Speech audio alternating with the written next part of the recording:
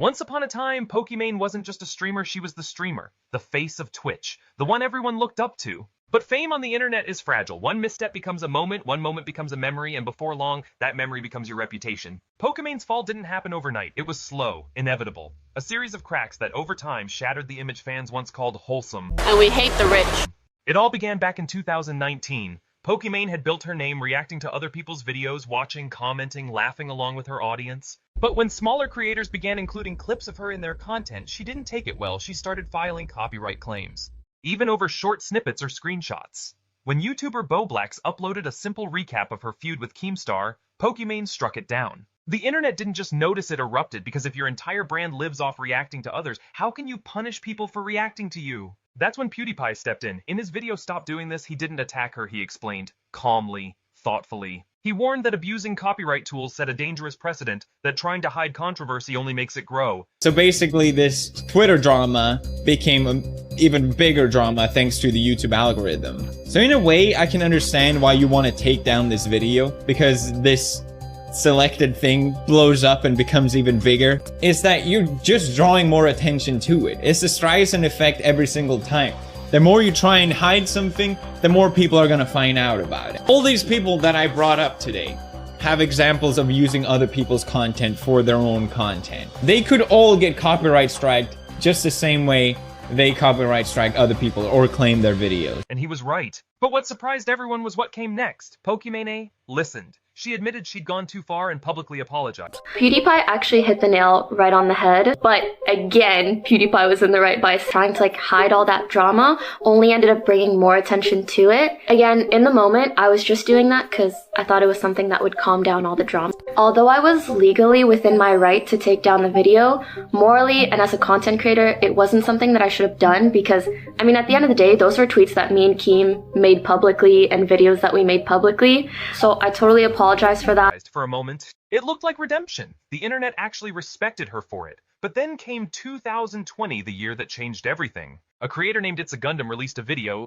mocking the obsessive side of Pokimane's fanbase, even reading messages from fans who'd gone broke donating to her. His point was clear. Some of Pokimane's supporters had blurred the line between fandom and fantasy. But instead of addressing his criticism, Pokimane went after his sponsor, Live on Stream. I can't believe anyone would sponsor this kind of video, she said. That one sentence nearly destroyed her image. Calling out a sponsor publicly felt like crossing a line, using power not to defend herself, but to silence someone smaller. Thousands of her fans attacked Gundam's channel, ironically proving his point about her community's obsession. The backlash was brutal, and when Pokimane doubled down, saying that content spreading lies shouldn't be sponsored, the damage was already done. For the first time, people began to see her not as the internet's sweetheart, but as someone out of touch with her own influence. And then came the infamous browser tab. During a Twitch stream, Pokimane accidentally flashed a tab showing adult content. Wait, we saw this, right?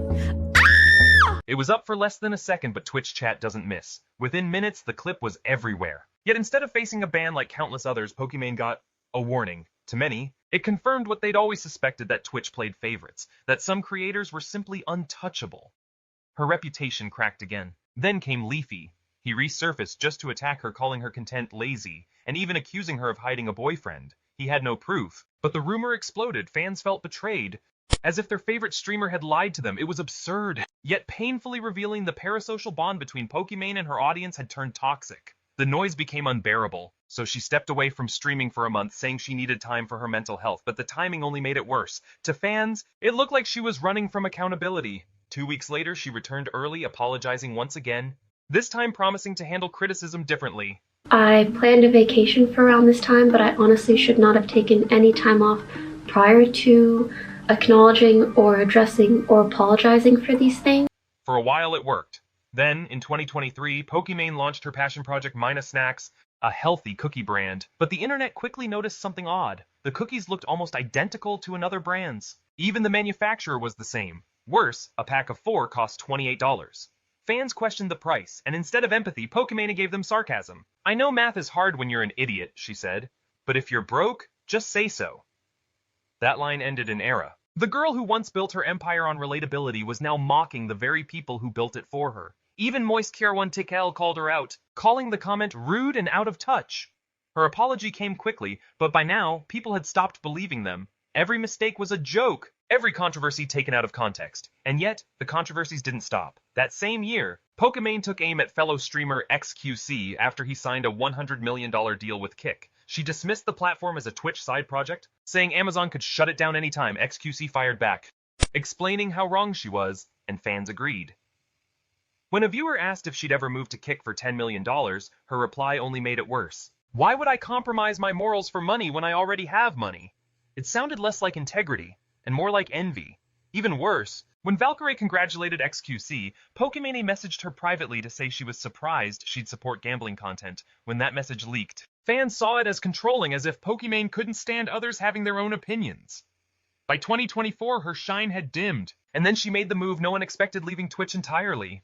At first, it seemed like a fresh start, but then, on her podcast, Pokimane blamed her departure on what she called Twitch's growing manosphere culture. She accused top male streamers of normalizing misogyny and toxicity. The irony wasn't lost on anyone. Twitch had protected her through every scandal, through every mistake. For years, they'd been her safety net, so when she painted herself as the victim, fans felt she was rewriting history. Even Asmongold chimed in, pointing out that YouTube, the platform she now called home, had far more red pill content than Twitch ever did. It felt like another narrative crafted to stay relevant. And then came Paris. In early 2025, during a live stream from a sleek luxury yacht, a popular influencer began talking about wealth inequality. "We hate the rich," she said confidently. Her co-host chuckled and replied, "Aren't you rich?" She laughed. The internet didn't. Watching a millionaire dressed in designer brands speak out against the wealthy struck many as tone-deaf. The moment spread quickly, especially after another clip surfaced showing her casually spending hundreds of dollars on luxury mugs. To viewers, it wasn't just ironic, it felt like a performance. Another influencer preaching from a position of privilege while pretending to stand with the people. But that wasn't the end. Months later, when a major celebrity was acquitted in a high-profile trial, she tweeted, "Believe the victims." A noble sentiment until users reminded her that not long ago she'd mocked another woman in a similar situation. The contradiction was glaring. The internet, always quick to expose hypocrisy, didn't hold back. She apologized, deleted old content, and insisted she'd grown. But the damage was done. People no longer saw sincerity, they saw selective morality, the kind that surfaces only when it's convenient. And maybe that's the larger story here. It's not just about one streamer or one controversy, it's about how fame reshapes authenticity. The more successful an online personality becomes, the harder it is to stay grounded. What begins as a genuine connection with an audience can easily turn into an image one polished, packaged, and sold back to the very fans who built it. The cycle is familiar. A creator rises by being relatable, gains wealth and influence, and then struggles to maintain the illusion of normalcy. The internet turns, disappointed not just by the mistakes, but by the realization that their hero is human after all. Perhaps the real tragedy isn't the fall itself, but what it reveals, that in the age of constant visibility, authenticity is fragile. Every attempt to prove "I'm still one of you" risks proving the opposite. Fame doesn't just change people, it exposes them. And sometimes, when the mask slips, what's left behind isn't a villain or a victim, but someone who simply lost touch with where they began.